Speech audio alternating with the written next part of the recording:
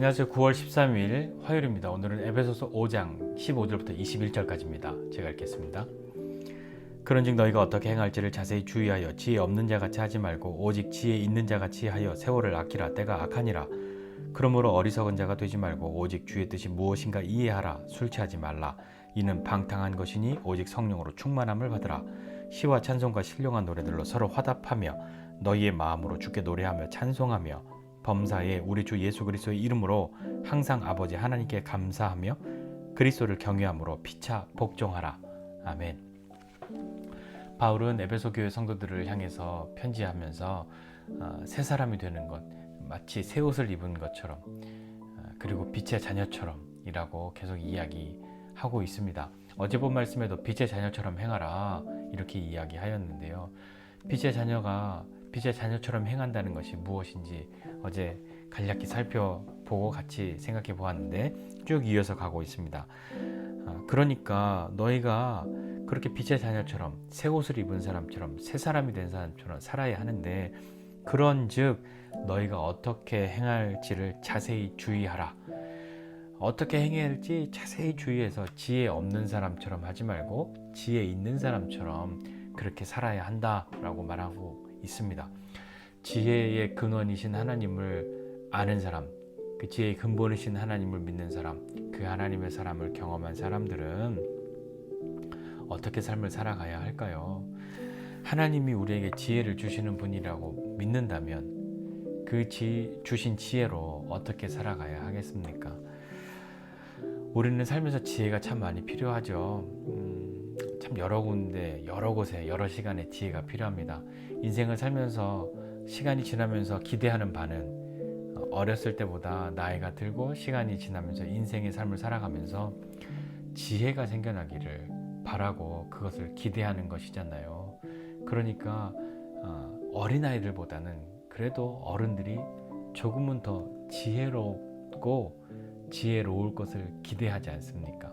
그리고 때로 우리보다 훨씬 연세가 많이 드신 분들에게서 배우는 것들은 삶의 지혜인 것이잖아요. 지식보다는, 새로 나온 지식보다 오래된 지혜를 경험하게 될 때 마음이 새로워지고 좀 뭔가 격려도 되고 도전도 되고 하는 것들을 경험하시지 않습니까? 지혜는 그런 것이죠. 오늘 사도 바울이 지혜 있는 사람처럼 해라, 지혜가 필요하다, 지혜를 써야 한다, 지혜 있는 사람처럼 살아야 한다라고 말하는 이유는 뭐냐면, 그렇게 지혜 있는 사람처럼 같이 해서 세월을 아끼라, 때가 악하다 라고 이야기하고 있는 거죠. 지혜 있는 사람처럼 살아야 하는 이유는 세월을 아껴야 하기 때문입니다. 때가 악하기 때문입니다. 세월을 아끼라 라고 하는 말은, 그러니까 세월을 쓰지 말고 이렇게 좀 꽁꽁 묶어도 쓰지 마, 아껴, 그런 의미가 아니라, 세월을 아끼라는 말은 시간을 사라, 돈을 주고 사라 하는 의미예요. 시간을 사라 하는 그런 의미인데, 왜 시간을 사야 하냐면, 너희가 지금 살고 있는 이 에베소 성도들이요, 우리가 살고 있는 이 시대가 악하기 때문이다. 우리가 악한 세상을 살고 있기 때문에 이 귀한 시간을 함부로 낭비할 수 없고, 돈을 주고 사는 것처럼 귀하게 큰 대가를 치르고 사는 것처럼 그렇게 귀히 써야 한다. 함부로 써서는 안 된다 하는 이야기를 하고 있는 거잖아요. 17절 이하예요. 그러므로 그렇게 악한 세상을 살고 있으니까 시간을 사야 하고 세월을 아껴서 지혜 있는 사람처럼 살아야 하는데, 어리석은 자가 되지 말고 오직 주의 뜻이 무엇인가를 이해하라 라고 이야기합니다. 어제 본 말씀도 주님을 기쁘시게 할 것이 무엇인가를 잘 살펴라 라고 말하고 있잖아요. 세월을 아껴서 시간을 사서 우리가 해야 할 것은 하나님의 뜻이 무엇인지, 어떻게 해야 하나님이 기뻐하실 것인지를 알고 그렇게 삶을 살아가려고 하는 것이잖아요. 그렇게 살기 위해서는 술 취하지 말아야 하는 것이죠. 술 취하면 분별을 못하죠. 이 귀한 시간을 그냥 방탕하게 의미 없이 허비하게 되는 것 아니겠습니까? 그러니까 그렇게 방탕하게 허비하고 이 귀한 시간을 시간을 사서 그렇게 쓰지 말고 성령으로 충만함을 받아. 성령으로 충만한 삶을 살아 하는 거죠. 성령이 충만한 삶은 뭐 기도원에 들어가서 살고 산속에 들어가 살고 세상을 피해 사는 삶, 그것을 이야기하는 것이 아니라, 그렇게 해서도 성령의 충만함을 경험하고 삶을 살아야 하겠지만 바울은 다 흩어져서 세상을 다 피해서 그렇게 살아야 한다라고 말하는 것이 아니라, 우리에게 주어진 그 시간 속에 그 귀한 시간을 지혜 있는 사람처럼 빛의 자녀로 부름받아서 새 옷 입어서 새 사람으로 살고 있는데, 함부로 그냥 의미 없이 허비하지 말고 성령의 충만함을 받아서 하나님의 뜻이 무엇인지, 어떻게 하면 하나님을 기쁘시게 할 수 있는지 그 삶을 살아야 한다. 빛으로 살아야 한다 라고 말하고 있는 거잖아요. 그렇게 성령의 충만함을 받아서 찬송과 신령한 노래와 서로 화답하고 마음으로 주께 노래하고 찬송하라. 우리 예배 드릴 때 그렇게 하잖아요. 뭐 이것이 꼭 우리의 예배만을 말하는 것이 아니라, 일단 우리가 예배할 때 하나님을 섬기는 자리에서는 이렇게 하나님을 찬송하고, 또한 범사의 모든 일에 예수님의 이름으로 항상 하나님께 감사하라.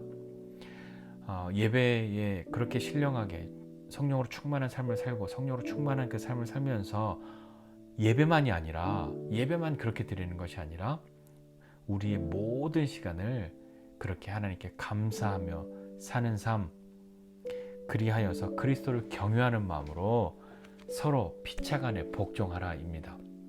이 복종이 어떻게 되는 것인지는 또 이제 내일 나올 이 다음 부분에 나오니까 또 내일 살펴보도록 하고요. 오늘 우리에게 필요한 것, 지혜 있는 자 같이 살아야 하는데, 지혜 있는 자는 세월을 아끼는 사람이에요. 시간을 사는 사람입니다. 그렇게 사는 시간을 어떻게 쓰냐면, 하나님의 뜻이 무엇인지 이해하고 방탕하게 쓰는 것이 아니라 성령으로 충만하게 그렇게 살고 찬송하고 감사하는 삶, 그리고 그리스도를 경외함으로 피차 복종하는 것이죠. 일방적으로 종속되는 것이 아니라, 일방적으로 노예가 되는 것이 아니라, 공동체 안에서는 피차 그리스도를 경외하는 마음으로 서로 복종해야 하는 것입니다. 바울은 지혜 있는 사람의 삶의 모습들을 오늘 그렇게 이야기하고 있어요. 우리는 많은 지식의 시대를 살고 있지만, 지식보다 더 중요한 것은 지혜라는 것을 동의할 수 있다면, 지혜 있는 사람이 지식도 경험할 수 있고 지식도 얻어야 하겠지만, 지식만 있고 지혜가 없는 사람이 아니라 지혜 있는 사람을 더 바라고 있잖아요. 그것은 단지 인간의 삶의 모습뿐만 아니라 신앙생활도 마찬가지입니다. 지혜의 근본이신 하나님을 아는 삶이 중요하죠. 지식도 중요합니다.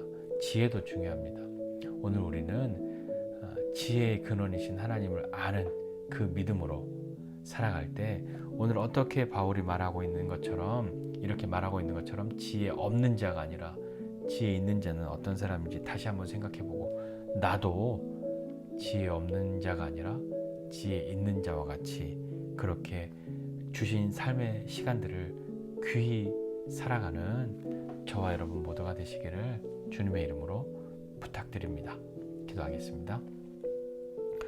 하나님 아버지, 은혜와 사랑을 감사드립니다.